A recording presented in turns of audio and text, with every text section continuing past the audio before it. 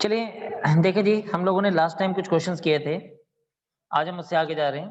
तो हमारे पास question number 5 है, गिवन है a hemispherical depression is cut out from one face of a cuboidal wooden block such that the diameter L of the hemisphere is equal to the edge of the cube. Determine the surface area of the remaining solid. तो क्या है जी, ऐसे हमारे पास एक cube है।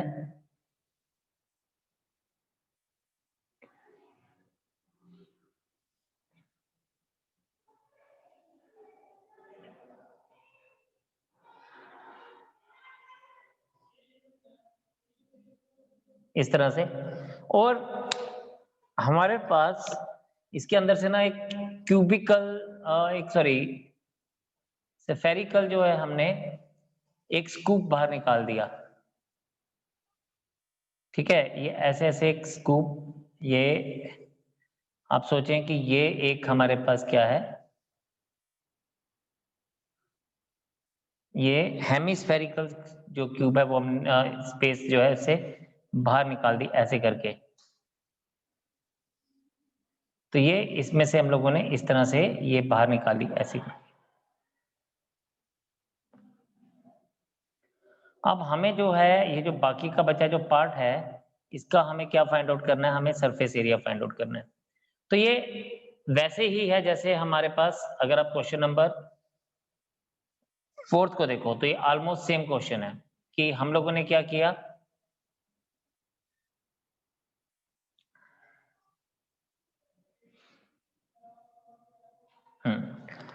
तो यहां पे अगर हम लोग बात करेंगे तो रिक्वायर्ड एरिया क्या बनेगा, यहां रिक्वायर्ड एरिया आ जाएगा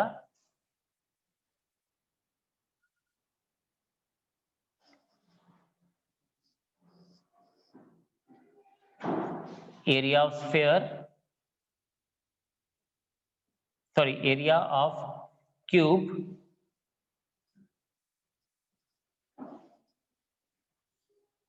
surface area of cube minus, अब इसमें से हमने ये सर्कुलर पार्ट माइनस कर दिया एरिया ऑफ सर्कल,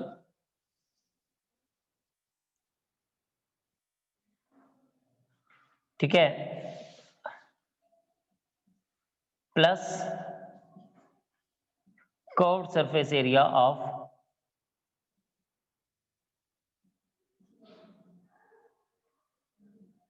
हेमिस्फीयर। तो यहां पे हमारे पास दिया गया था क्या, diameter of sphere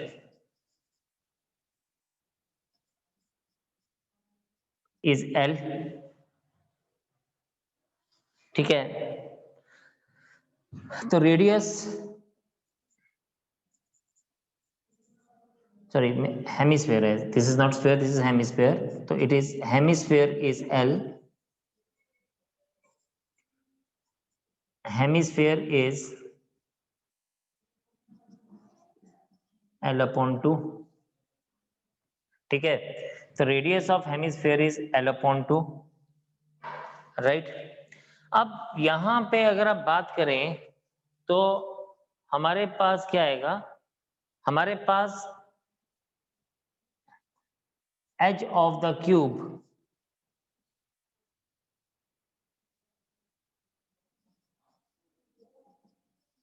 is also L. तो देयरफॉर हम कह सकते हैं surface area of cube is 6 into L square, then area of circular part is pi into L upon 2 square, which is pi L square upon 4। और तीसरी बात इन्होंने क्या बोली, इन्होंने तीसरी बात बोली क्या, कि हमें निकालना है curved surface area, curved surface area of hemisphere,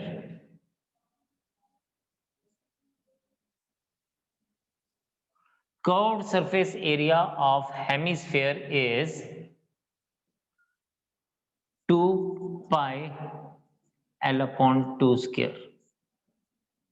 so we have, ये इसको हम क्या लिख सकते हैं, 2 पाई एल स्क्वायर अपॉन 4। तो देयरफॉर रिक्वायर्ड एरिया अगर हमें फाइंड आउट करना है तो ये आ जाएगा 6l स्क्वायर, यानी surface area of cube minus pi upon 4l square plus 2 pi upon 4l square. तो पहले हम इन दोनों को देख लेते हैं। ये बन जाएगा 6l square plus pi upon 4l square, और अगर हम लोग l स्क्वायर कॉमन ले लें यहां से तो आ जाएगा 6 plus pi upon 4l square.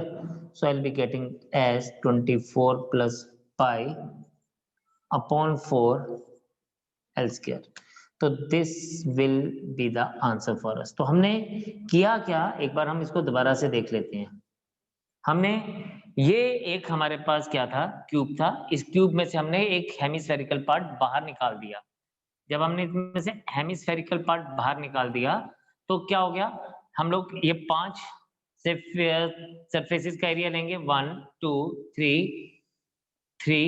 ये फ्रंट एंड बैक, और जो ऊपर वाले में से सर्कुलर पार्ट जो है वो माइनस हो रहा है, वेयर एज इसके अंदर हम लोग हेमिस्फेरिकल पार्ट एक्स्ट्रा लेके चल रहे हैं। तो हमारे पास जो रिक्वायर्ड एरिया था वो था surface area of cube minus area of this circle, जो सर्कुलर पार्ट ऊपर से हम लोग माइनस कर रहे हैं, plus curved surface area of this hemisphere.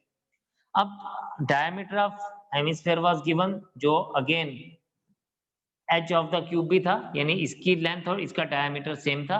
तो हमने surface area of cube find out किया, फिर सर्कुलर पार्ट का एरिया फाइंड आउट किया, फिर curved surface area of hemisphere find out किया, और इसके मुताबिक हमने इसको यूज किया, and finally we get the answer as 24 plus pi upon 4l square.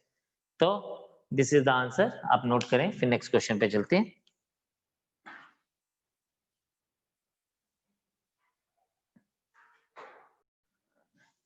Okay, the next question given to us is a medicine's capsule is in the shape of a cylinder with 2 hemispheres stuck to each of its end.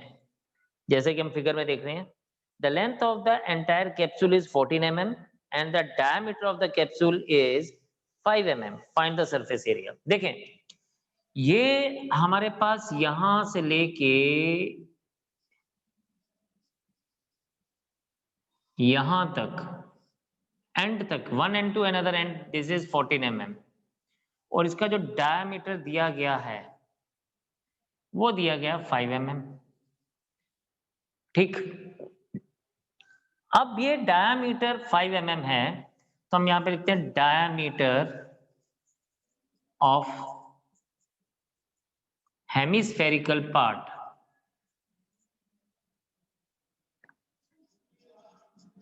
is 5 mm.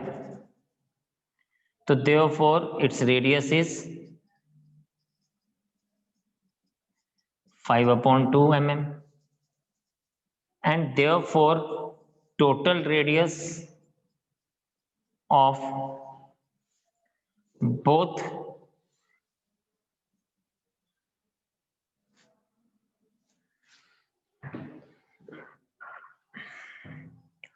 अगर total radius of both hemispherical part देखें,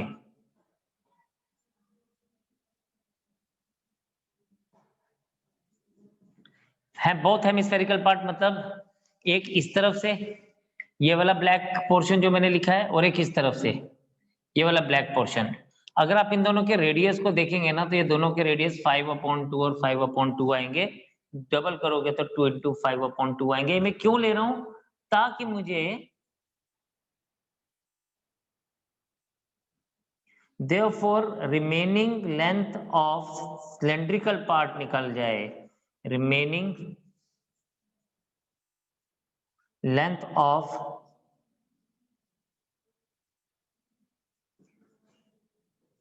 cylindrical part is कितना आ जाए, 9 mm आ जाए। ठीक है, अब ये हमें पता चल गया कि ये जो रिमेनिंग पार्ट है ये 9 mm है। अब हमें क्या निकालना, हमें निकालना है इसका सरफेस एरिया। तो नाउ टोटल सरफेस एरिया अगर मैं बात करूं तो मुझे कैसे मिलेगा, it is curved surface area of cylinder, ये वाला पार्ट, ये जो ये ब्लू वाला पार्ट है, इसका कर्व्ड सरफेस एरिया मिलेगा plus 2 times curved surface area of hemisphere. ठीक है, it will be 2 times curved surface area of hemisphere, क्योंकि दोनों एंड्स पे हेमिस्फीयर है इसलिए।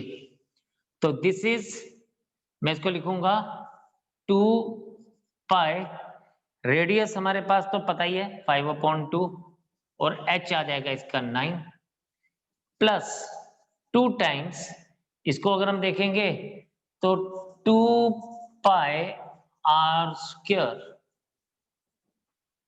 जो कटता है उसको काट देते हैं, 2 and 2 कैंसिल, ये 2 और 2 cancel, this is 45 pi plus 25 pi and this becomes 70 पाई।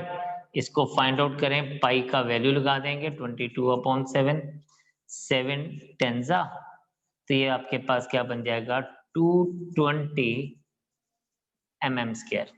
अच्छा, इसमें हमने जो एक इंपॉर्टेंट बात अगर सीखी, क्या सीखी, अगर आप ध्यान दें तो मैंने यहाँ पे 22/7 नहीं लगाया, ना ही मैंने इसको यूज किया, मैंने यहाँ पर भी 22/7 नहीं लगाया, बिकॉज यहाँ पर अगर लगाता तो ये कटता नहीं कोई भी, तो मैंने इसको एज इट इज ही रहने दिया। लेकिन फायदा क्या हुआ, जब मैंने एंड में इसको 70 पाई निकाला, तो 70 पाई में जब पाई की वैल्यू लगाई तो मेरा 7 नीचे था, तो इसको काट सकता था प्रॉपरली, तो इसलिए मैंने इसको यहाँ पर नहीं वैल्यू लगाई, एंड में लगाई, ताकि कैलकुलेशंस इजी हो जाए, क्योंकि हमने कोशिश यही करनी है कि हम बिना कैलकुलेटर के आंसर निकाल पाए। तो जब बिना कैलकुलेटर के निकालने की जरूरत है तो फिर उससे में कैलकुलेशंस को हमने किस तरह से हैंडल करना है, this is an example of it. ठीक है, तो just note it down and then we will move for the next question.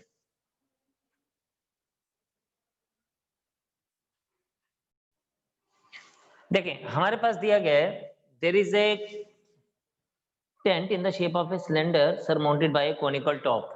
तो एक सिलेंड्रिकल टेंट है और उसके ऊपर एक कोनिकल टॉप माउंट की गई है। हमारे पास दिया गया है कि जो इसका रेडियस है, सिलेंड्रिकल पार्ट का रेडियस 2.1 मीटर है, इसकी जो हाइट है वो 4 मीटर है।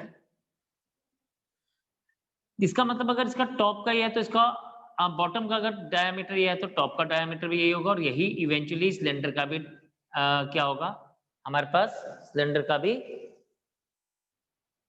डायमीटर यही होगा। ठीक है, तो हमारे पास दिया गया है height and diameter is 2.1 metre and 4 metre, sorry this is 2.1 metre, I am sorry for this, और ये 4 मीटर दिया गया है, और ये 2.1 मीटर, यानी यहां से लेके यहां तक ओ पी ले लीजिए, ये 2.1 मीटर है। अगर यहां का डायमीटर 4 मीटर है, डायमीटर 4 मीटर है, डायमीटर में 4 मीटर दिया गया, यस, डायमीटर अगर 4 मीटर है तो रेडियस 2 मीटर होगा, तो ये रेडियस हमारे पास 2 मीटर आ जाएगा। अब यहाँ पे अगर हम सिलेंड्रिकल पार्ट को फोकस करें, इसको ए ले लें, इसको बी ले लें और इसको सी ले लें, तो अब देखें हमारे पास सिलेंड्रिकल पार्ट का जो स्लांट हाइट है वो गिवन है 2.8 मीटर, इसका रेडियस पता है 2 मीटर, इसकी हमें एपी हाइट निकालनी होगी।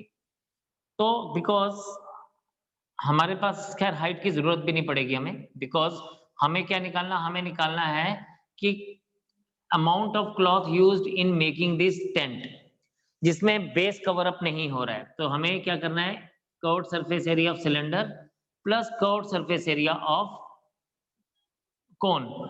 जब हमारे पास टोटल एरिया आ जाएगा, इस एरिया को हम लोग क्या लेके चलेंगे, इस एरिया को हम लोग कॉस्ट के साथ मल्टीप्लाई करेंगे to get the total costing of this. तो आपके पास क्या आ जाएगा, आपके पास आ जाएगा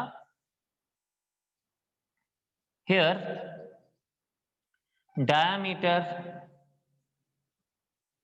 of cylinder is 4. Therefore, radius of cylinder is 2. Also,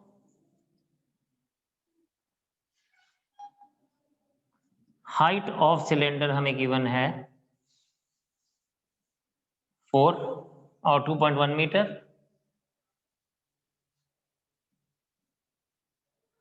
and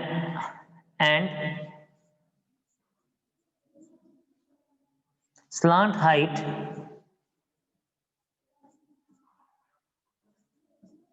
of cylinder is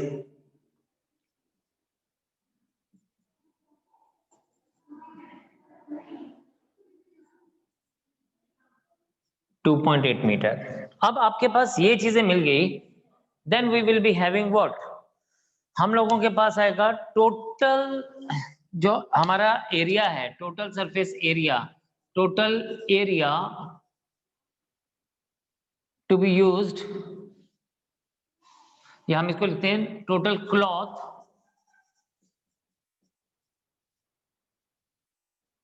used for making tent is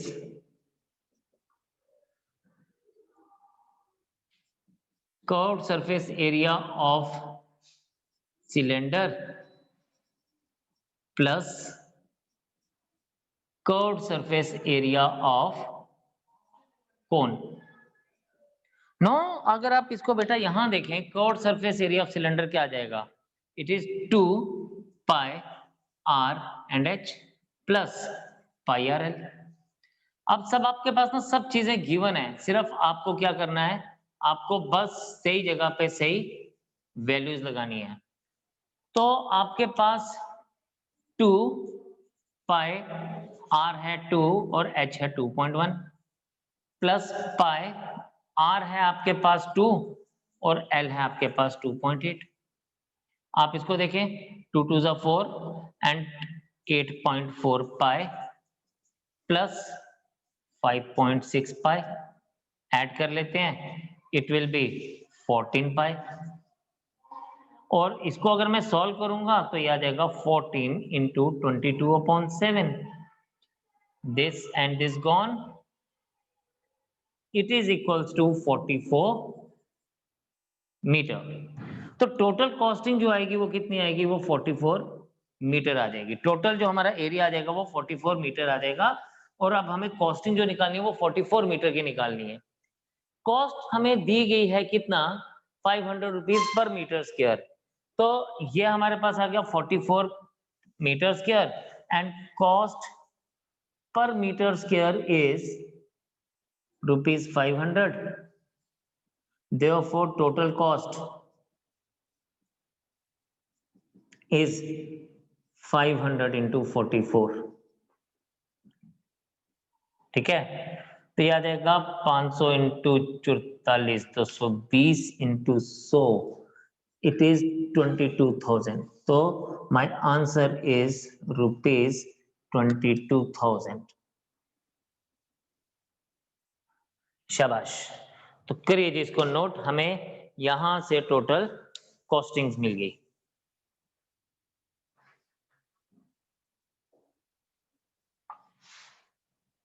इससे आगे हम लोग नेक्स्ट सेशन पे चलेंगे, नेक्स्ट एक्सरसाइज पे।